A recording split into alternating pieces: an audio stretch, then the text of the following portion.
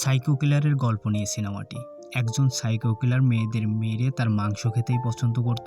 অপর একজন কিলার তারই বন্ধু, তাকে কেউ পছন্দ করত না, আর এ কারণে মেয়েদেরকে মেরে আনন্দ উপভোগ করত। যত বেশি আর্তনাদ করত তত বেশি মজা পেত সে। কোরিয়ান ভয়ঙ্কর thriller movie I saw the devil আজ এক্সপ্লেন করব। আগেই বলে নিচ্ছি, 18 বছর বয়সে যারা নিচে আছো তারা এই সিনেমা থেকে দূরে থাকবে। Let's start. অন্ধকারে একটি স্কুল বাস এগিয়ে যেতে দেখা যাচ্ছে। আশেপাশে কেউ ছিল না, রাস্তা একদমই ফাঁকা। রাস্তার পাশে একটি সাদা গাড়ি দাঁড়িয়ে আছে। দেখেই বোঝা যাচ্ছে গাড়িটি পাংচার হয়েছে বা অন্য কোনো সমস্যার কারণে সেখানে দাঁড়িয়ে আছে। সেই স্কুল ভ্যানওয়ালা লোকটি গাড়ির কাছে যায়। গাড়িতে একটি মেয়ে বসেছিল।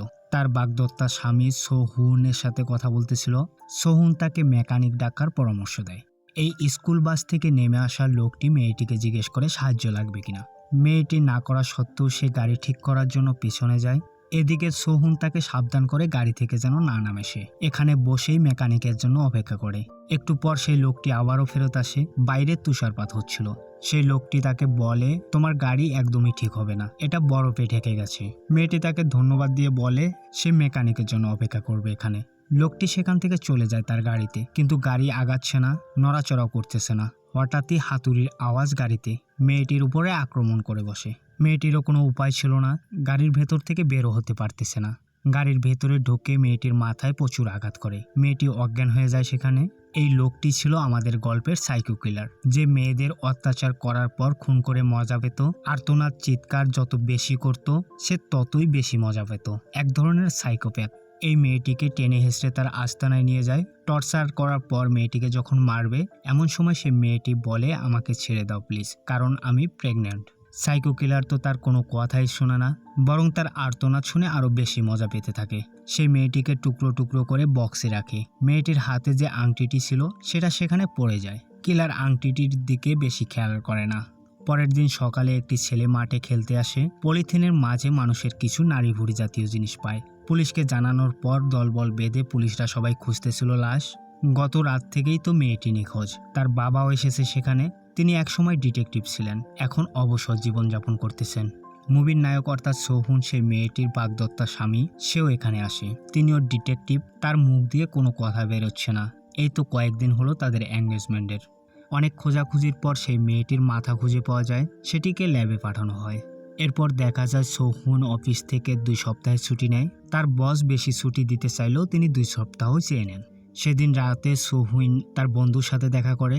মূলত তার বন্ধুর কাছে এসেছে সে একটি ডিভাইস নেওয়ার জন্য। তার বন্ধু তাকে একটি ক্যাপসুল জাতীয় ডিভাইস দেয়। এটা কাউকে খাইয়ে দিলে বা কারো কাছে রাখলে চলাফেরা, কথাবার্তা সবকিছুই শুনতে পাবে সে। যেহেতু খুন হওয়া মেয়েটির বাবা ছিলেন ডিটেকটিভ, নিজের সোর্স লাগিয়ে 4 জন খুনির লিস্ট বের করে। এদের প্রত্যেকের নামে এরকম খুন হওয়ার অভিযোগ রয়েছে থানায়। এদের ডিটেলসগুলো সোহুনকে দেয়। সোহুন সেগুলো নিয়ে চুপচাপ এসে পড়ে। সে স্থির করে তার স্ত্রী হত্যার প্রতিশোধ নেবে সে। প্রথমে একটি লোকের বাসায় আসে। সে পর্নোগ্রাফি দেখতেছিল। এরকম কাজে জড়িত থাকার পসিবিলিটি আছে। সোহুন একে ধরে প্রচুর মারে। স্ত্রী মার্ডার হওয়ার স্থানের ফটোগ্রাফি দেখায় তাকে, কিন্তু এ লোক সেটা চেনে না, অর্থাৎ হত্যার সাথে এ জড়িত নয়। এরপর দ্বিতীয় ব্যক্তির কাছে যায়। দ্বিতীয় ব্যক্তিও এই মার্ডার সম্পর্কে জানে না। যাই হোক, এবার তৃতীয় ব্যক্তির পালা। আর তৃতীয় ব্যক্তি ছিল সাইকো কিলার ডেভিল। এদিকে সেই সাইকো কিলার আবারও রাত্রে ঘুরতেছিল শিকার করার উদ্দেশ্যে। খুঁজতে খুঁজতে এরকম একটি মেয়েকেও পেয়ে যায়। লিফট দেওয়ার কথা বলে গাড়িতে ওঠায়, তারপর যথারীতি নির্যাতন করে মেরে ফেলে তাকে। সোহুন কিলারকে খুঁজতে খুঁজতে তার বাড়িতে আসে। সেখানে জিজ্ঞাসাবাদ করে তার মায়ের মুখে জানে সেই কিলার অনেকদিন থেকেই বাড়িতে আসে না। তার ফোন নাম্বার চাইলে তার ছেলের কাছে থাকতে পারে, তার মা জানায়। বাইরে থেকে তার বাবার অর্থাৎ কিলারের ঠিকানা নিয়ে নেয়। এরপর সোজা চলে আসে কিলারের বাসায়। এখানে অনেক খোঁজাখুঁজির পর সে দেখতে পায় মেয়েদের অনেক পোশাক ড্রয়ারের মাঝে। আর একটু ভালো করে খুঁজলে তার স্ত্রীর হাতের সেই আংটিটিও খুঁজে পায়। তার বোঝার বাকি থাকে না এই কিলারই তার স্ত্রীকে হত্যা করেছে। এদিকে সেই কিলার কয়েকজন মেয়েকে গাড়িতে করে বাসায় নামিয়ে দিতে যাচ্ছে। সেখানকার একটি মেয়েকে সে টার্গেট করে, তাকে পছন্দও করে, কিন্তু তার পছন্দ তো অন্যরকম। এরকম সাইকো কিলার শুধু পছন্দ করত নির্যাতনের জন্য। এই মেয়েটিকে কৌশলে তার বাসায় নিয়ে আসে। তার নির্যাতনের অনেকগুলো ধাপ ছিল। যখন সে মেয়েটিকে টর্চারিং শুরু করবে, এমন সময় তার নাম ধরে পিছন থেকে কেউ একজন ডাকে। পাশে রাখা হাতিয়ারটি নিয়ে এগিয়ে যায় কিলার। দরজার সামনে দেখে সোহুন। সে তাকে দেখেই বুঝে ফেলে পুলিশ, কিন্তু একা এসেছে কেন সে বুঝতে পারে না। এত তাড়াতাড়ি কোরিয়ান পুলিশ তাকে কিভাবে খুঁজে পেল। এমত অবস্থায় কিলার হঠাৎই আক্রমণ করে বসে সোহুনের উপর। সোহুন ছিল ট্রেনিং প্রাপ্ত অফিসার, তার সাথে পেরে ওঠা এত সহজ ছিল না। কিলারকে পলিথিনের মধ্যে পেঁচিয়ে অনেক কষ্ট দেয়, পাশে থাকা একটি ইটের উপরে মাথাতে আঘাত করে। যখন সাইকো কিলার প্রায় আধমরা, সেই ক্যাপসুলটি তাকে খাইয়ে দেয়। যখন কিলারের জ্ঞান ফিরে সে দেখতে পায় পাশে একটি টাকার প্যাকেট রাখা। টাকা দেখে সেও তো অবাক, এ নিশ্চয়ই আমার মতো সাইকো, তা না হলে আমাকে মারবেই বা কেন, আর না মেরে আমার পাশে টাকা রেখে দিয়েছে কেন। কিলার তো আর জানতো না তাকে কেন মারা হচ্ছে। সেখান থেকে বেরিয়ে এসে কিলার রাস্তায় একজনের কাছে লিফট নেয়। গাড়িতে দুজন ব্যক্তি ছিল, এই দুজনও ছিল অন্যরকম সাইকো। তারা কাউকে মেরে লাশ কোথাও ফেলে আসতে যাচ্ছিল। এদের চলাফেরা কেমন যেন কিলারের কাছে সন্দেহজনক লাগতেছিল। গাড়ির মাঝেই দুজনকে শেষ করে দেয়। একটি নির্জন জঙ্গলে তাদেরকে ফেলে চলে আসে কিলার। সোহুন সেই ক্যাপসুলের সাহায্যে তাকে অনুসরণ করতেছিল। এত মায়ের খাওয়ার পর অবভিয়াসলি কিলার অনেক অসুস্থ হয়ে যায়, তাই একটি ডক্টরের কাছে আসে। এখানে থাকা একটি নার্সের উপর তার কুদৃষ্টি পড়ে। সেই নার্সকে মেন্টালি টর্চারিং করা শুরু করেছে। এরপর একটি নির্জন রুমে নিয়ে টর্চারিং এর পরিমাণ আরও বাড়িয়ে দেয়। প্রথমে তাকে জামা কাপড়গুলো খুলতে বলে। এরপর যখন ফাইনাল অত্যাচার শুরু করবে তখন সোহুন সেখানে চলে আসে। আবারও প্রচুর মারে তাকে। সোহুনের উদ্দেশ্য ছিল তাকে টর্চার করা, এভাবে শাস্তি দিয়ে ধীরে ধীরে মারবে তাকে। কিলারের একটি পায়ের মূল রগ কেটে দেয়। এই নার্সের সাহায্যে তাকে ব্যান্ডেজ করে নির্জন জায়গায় গাড়ি সহ ফেলে আসে। কিলার যখন গাড়ি থেকে বের হয় পূর্ব থেকে সে বেশি অসুস্থ ছিল। সে বুঝতে পারে শরীরে নিশ্চয়ই কোনো একটি ট্রাকার লাগানো আছে, তা না হলে বারবার খুঁজে পাবে কিভাবে তাকে। অনেক খোঁজাখুঁজি করে কিন্তু কোথাও কিছু পাচ্ছে না। কিলার সোহুইনের উদ্দেশ্যে বলে, যদি সাহস থাকে তাহলে আমার সামনাসামনি আয়, সামনাসামনি থেকে মোকাবেলা কর, তখন দেখা যাবে কে আসল পুরুষ। কিলার বুঝে গেছে তার চলাফেরা কথাবার্তা সবই শুনতেছিল সোহুন। এরপরে সিনে দেখা যায় সোহুনকে তার শ্বশুর ফোন করেছে। সে তাকে বলে এসব স্টপ করতে। কিলারকে যেন সে পুলিশের হাতে তুলে দেয়, কিন্তু সোহুন এটা করবে না। ধীরে ধীরে কষ্ট দিয়ে দিয়ে মারবে তাকে, এটাই তার রিভেঞ্জ। এই সাইকো কিলার তার মতোই আরেকটি সাইকো কিলারের বাসায় আসে। এটি তার বন্ধু ছিল। তার বন্ধু ছিল তার থেকেও বড় সাইকো। সে টর্চারিং করে মানুষকে মেরে সেই মাংসই খেত। এটা নাকি তার কাছে খুব সুস্বাদু। সেখানে তার একটি গার্লফ্রেন্ডকেও দেখা যায়। এখানকার সবাই ছিল অন্যরকম সাইকো। তার বন্ধুর কাছে সব বিষয়গুলো শেয়ার করে, কেন সে তাকে এত কষ্ট দিচ্ছে, একেবারেই মেরে ফেলছে না বা কেন। তার বন্ধু তাকে বলে, হয়তো সে আমাদের থেকেও বড় সাইকো, কষ্ট দিতেই বেশি মজা পায়, হয়তোবা তুমি তার কোনো আপনজনকে মেরেছ আর তার প্রতিশোধ হিসাবে এরকম করতেছে সে। ডেভিল একা একা শুয়ে সেই কথাগুলোই ভাবতেছিল। তখন তার মনে পড়ে যায় যখন তাকে মারতেছিল সোহুন, তার কানের কাছে বলেছিল ধীরে ধীরে এর থেকেও বেশি কষ্ট দেবে সে তাকে। তার স্ত্রীর সেই আংটিটিও দেখিয়েছিল। এবার তার কাছে সব স্পষ্ট, সোহুন কেন তার পিছনে লেগেছে। ডেভিল রেস্ট করতেছিল। তার বন্ধু বাসায় বেঁধে রাখা একটি মেয়েকে তার টর্চার রুমে নিয়ে যায়। তাকে মারবে আজ। তাকে মারতে যাবে এমন সময় সেখানে সোহুন এসে যায়। সোহুন সেই সাইকোকে অনেক মারে। মারার পর এই সাইকো যেভাবে মেয়েদের মেরেছিল ঠিক সেভাবে বেঁধে ফেলে তাকে। এই রুমে শব্দ শুনে ডেভিলও সেখানে চলে এসেছে বন্দুক নিয়ে। অনেকক্ষণ মারামারি হয় তাদের মাঝে। এক পর্যায়ে সবাইকে প্রচুর মারে সোহুন। বাকি দুজনকে এখানে ফেলে রেখে ডেভিলকে নিয়ে চলে আসে।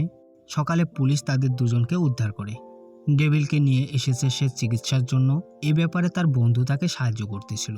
তার বন্ধু জানতে চায় কি হয়েছিল, কিলারকে সে পুলিশের কাছে দিচ্ছে না কেন। সোহুন তার স্ত্রীকে কথা দিয়েছিল, ঠিক যেমন টর্চার করে তাকে মেরেছে তার থেকে বেশি টর্চার করে মারবে কিলারকে সে। এখানে তার বন্ধু ক্যাপসুলের কথা জিজ্ঞেস করে, ঠিকঠাক কাজ করছে তো ক্যাপসুলটি। সোহুন তখন তাকে থামায়, কেননা পাশেই শুয়েছিল কিলার। সে তো অজ্ঞান, কিছুই শুনবে না, কিন্তু তাদের ধারণা ছিল ভুল। সবই শুনে ফেলেছিল কিলার। তার মনে পড়ে ক্যাপসুল তাকে কিভাবে খাইয়ে দিয়েছিল। এরপর কিলারকে একটি ব্রিজের নিচে ফেলে রাখা হয়। কিলার সেখান থেকে উঠে শহরের দিকে আসে। এই সাইকো কিলার এখন সব জেনে গেছে। তাকে অনুসরণ করছে সোহুন। সোহুনের উদ্দেশ্যে বলে, আমাকে বোকা ভেবে ভুল করেছো তুমি, এজন্য তোমাকে অবশ্যই পস্তাতে হবে। আমি ঠিকই তোমার কাছে পৌঁছে যাব। এরপর বুঝবে কষ্ট কাকে বলে। ফার্মেসি থেকে কিছু ওষুধ নেয়, যা খেলে পেট থেকে সবকিছু বেরিয়ে আসে। ওষুধ খাওয়ার পর এই ক্যাপসুলটি বেরিয়ে আসে তার পেট থেকে। সেখানকার একটি লোকের মুখে ক্যাপসুলটি রেখে কিলার সেখান থেকে চলে যায়। সোহুন সেই সিগন্যাল অনুসরণ করে সেখানে আসে, কিন্তু ক্যাপসুলটি ছিল অন্য কারো কাছে। কিলারকে সে হারিয়ে ফেলেছে। কোথায় যেতে পারে এটা হয়তো তার বন্ধু জানবে। তার বন্ধু হাসপাতালে চিকিৎসাধীন অবস্থায় আছে। তার কাছে এসে জিজ্ঞেস করে সে কোথায় গিয়েছে। তার বন্ধু তাকে বলে, তুমি ভুল মানুষের সাথে খেলায় মেতেছো। এ সাইকো তো সবসময়ই স্বীকার করে। এর মানে বুঝো তুমি?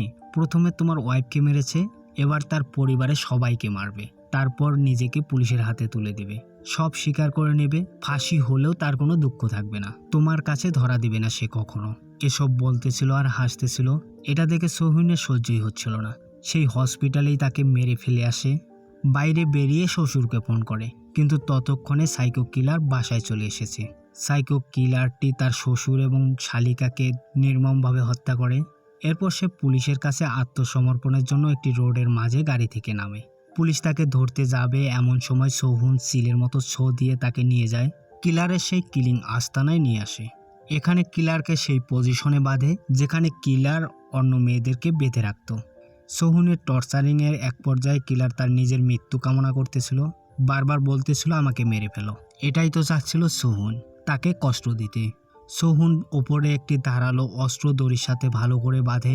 দড়ির এক অংশ কিলারের মুখে দেয়। এটা যদি মুখ থেকে তার খসে যায়, সেই ধারালো অস্ত্র দিয়ে তার দেহ থেকে মাথা আলাদা হয়ে যাবে। রশির অপর একটি প্রান্ত দরজার মধ্যেও লাগায়। যদি বাইরে থেকে কেউ দরজা খুলতে যায়, তখনও একই ঘটনা ঘটবে। কিলারের পরিবারকেও খবর পাঠানো হয়েছে, শেষবারের মতো দেখা করতে এসে যেন তারা। কিলারের কাছে রেখে যাওয়া ট্রান্সমিটারের মাধ্যমে সবই শুনতেছিল সোহুন। পরিবারের লোকজন যখন দরজা খুলে, ওপর থেকে ধারালো অস্ত্রের আঘাতে তার মাথা দেহ থেকে আলাদা হয়ে যায়। সাইকো কিলারের আর্তনাদগুলো ট্রান্সফরমারের মাধ্যমে সব শুনতেছিল সোহুন। এতে সে কিছুটা স্বস্তি পেলেও স্ত্রীকে হারানোর ব্যথায় কাঁদতেছিল। বন্ধুরা, কেমন লাগলো গল্পটি কমেন্ট বক্সে লিখতে ভুলবেন না কিন্তু। আমার ব্যক্তিগতভাবে এই গল্পটি অনেক ভালো লেগেছে। আর কোরিয়ান মুভি মানে তো সবারই জানা, ভয়ঙ্কর থ্রিলার টাইপের হয়।